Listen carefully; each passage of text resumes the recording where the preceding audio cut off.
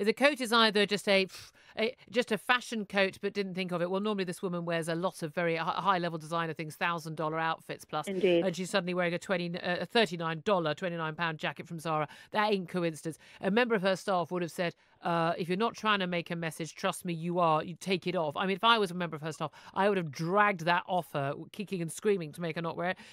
So it's either a message at the child migrants, which I think is unlikely, a message at her husband, very likely, or a message at the media. But if it's a message at her husband, again, inappropriate. You're the first lady. And if you don't like it, leave him, love. And if it's a message at the media, I've got to be honest with you, these ongoing attacks from people in the White House on the free, independent media in the United States, whether they agree with what they write or not, and yeah, absolutely, they're largely anti-Trump and they've been gave a soft ride to Obama. I accept that, absolutely. But in terms of in a democracy, the attacking of the free media for speaking out and criticising, I find very disturbing. Yeah, I think the whole notion that this was somehow a message directed at the media is an invention of Trump's, frankly, adult brain. His things come out of his mind and out onto his Twitter stream in a sort of great big burp into nothingness. I don't think that's what she was trying to do, or who knows what she was trying to do. I can't possibly imagine. It is true that Donald Trump himself has a great deal of contempt, not just for what he calls fake news, but for all accurate and hardworking reporters and journalists of all parties or ilks. He's the enemy of truth. The man lies more times before breakfast than most people speak all day. It's amazing. But this is it. But one of the lies he told, this separation of children was basically down to a Democrat law. Again, absolutely just factually, just not true. That's a lie. And that he wasn't able to do anything about it. He needed the Democrats and the Republicans to come together, as hinted in that tweet from Melania. Again, he signed an executive order to stop it. But this is the reality is 2,300 plus children. It may be more. Yep. We don't know. Maybe have more. Been separated. We don't know. As you say, the records that have been kept are shockingly poor. And I was reading in the New York Times yesterday that some 300 children are apparently shipped up to New York from the Mexican border. Yeah. Some as young as 2 or 3 years old who don't know the full names of their parents. They've got no records with them. They've been put somewhere into the care systems. No one's quite sure.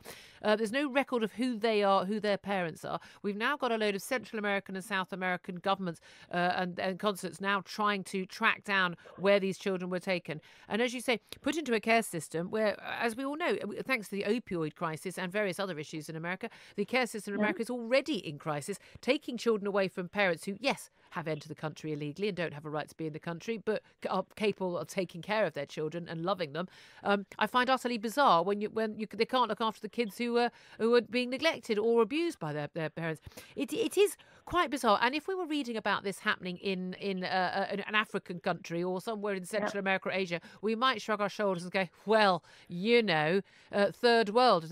This is happening in the richest country in the world, which claims to be the leader of the free world. I mean, there is an element. It's not just that your country's becoming a laughingstock. Your country's being exposed as being something of a basket case.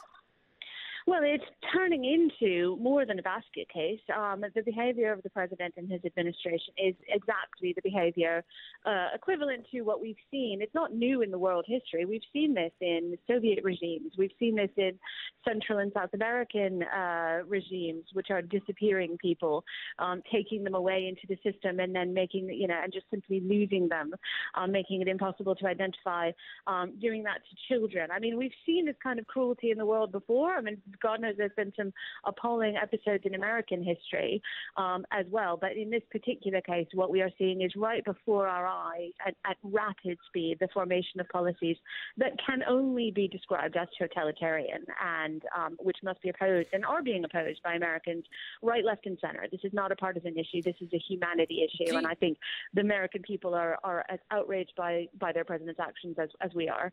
But the funny thing is he keeps doing outrageous things and everyone says, well, this is it. He's finally crossed the line. It doesn't appear to be the case with his supporters. I've had an awful lot of tweets from people who go, I just get the usual Trump hater tweets from people. But a lot of them are just saying, look, these people, if they didn't enter the country illegally, their kids wouldn't be taken away. It's their fault. They seem to think that he's being tough and he's deterring people from trying to enter the country illegally, and they don't really have a problem with it.